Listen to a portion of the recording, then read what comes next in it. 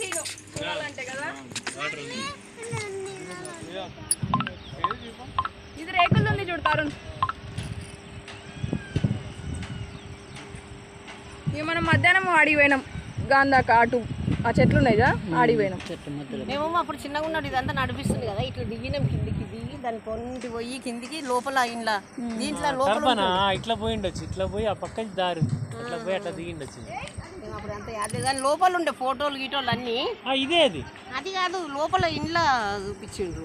అదేనా దగ్గర దగ్గర ఇప్పుడు 40-50 ఏళ్ళ కింద అనుకుంటా. మనం అక్కడికి పోతాం చివరికి మనుషులను చూడు అక్కడ.